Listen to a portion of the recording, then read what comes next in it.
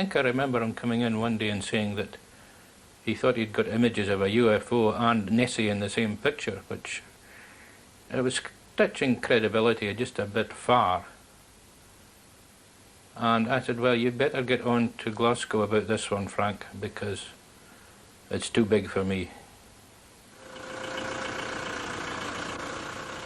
Tony Harmsworth visited Loch Ness on holiday in the late 1970s.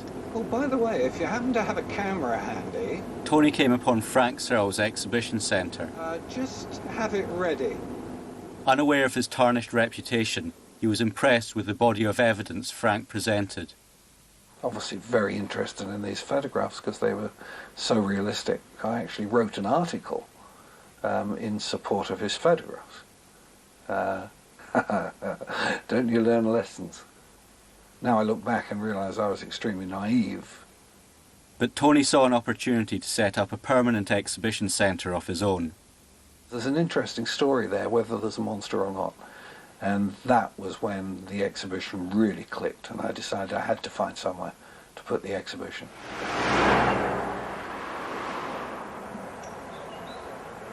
As Tony's exhibition took shape, its contents enraged Frank Searle. 10 summers later, the few snatches of film bore no relation to the classic pictures.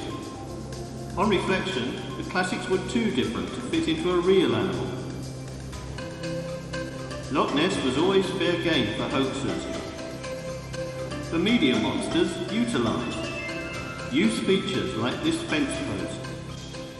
The exhibition did provoke a reaction from Frank Searle. He used to call it a tourist shop.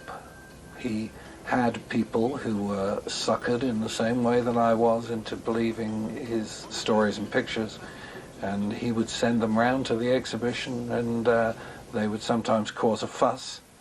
Occasionally they'd cause enough of a fuss that I'd show them the Sunday Mail newspaper article, and then they'd disappear really angry.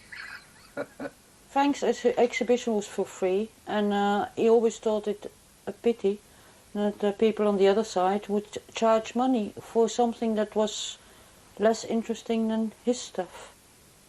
I mean, a serious scientific exhibition wouldn't go about selling wee monsters, would it? Or ashtrays with monsters on them. Incidentally, I have one of them, but that's a different matter. But he didn't have any respect for those people. With his life's work now publicly denounced, Frank's search became even more desperate. Frank did try to catch the monster, but he certainly wouldn't have killed it. He wanted to catch one alive, and well, he would have taken it from there. At least have someone examine it, or put it in a bathtub or whatever. But I doubt very much that he would have killed it.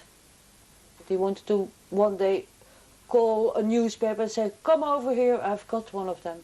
He would have loved to be famous for that, rather than famous for being the monster hunter. He would have loved to have caught one, or at least be believed. But soon he would experience a different kind of notoriety in the pages of one Sunday tabloid. Well, at a certain time, Frank, there was this young lady, incidentally she was called Pat, and she was small, red-headed and very fat. And she just loved going to bed with Frank, so Frank said she can stay. And I said, come on, 3 people in a small caravan.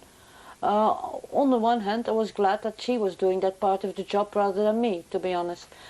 Because he may have thought he was gifted to women, but he wasn't. I didn't really like, well, I just got fed up, I think. And by that time I'd met somebody, and he said, let's move to Inverness, so we did.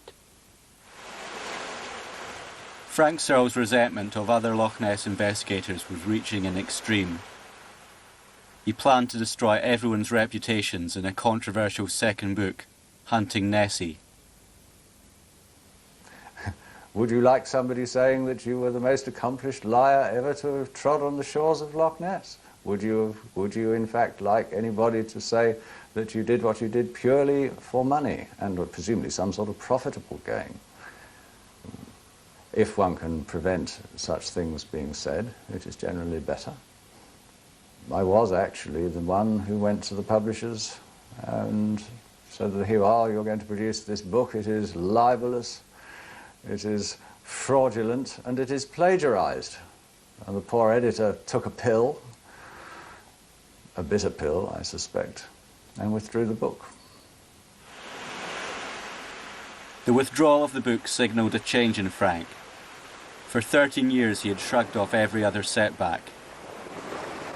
Now, under fire from his critics, Frank's anger spilled over. I think poor Frank Searle had had a rough time, perhaps. It was the end.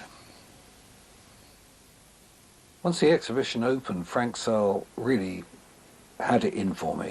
He didn't like the fact that we'd opened this exhibition. I got notes pinned to my windscreen of my car saying I was going to be killed and all sorts of things. And it's not very nice. That's a very nasty thing to happen to you. I was walking down a small side street near Woolworths in Inverness. He was coming towards me and I said, "Hello, Frank." And he looked at me and he said, "Don't hello me, I'll kick your fucking teeth in." Frank's world was in tatters. His photos had been exposed as fakes, his personal life was under scrutiny, his reputation was in ruins. The train of events was set in motion that would lead to Frank Searle's vanishing.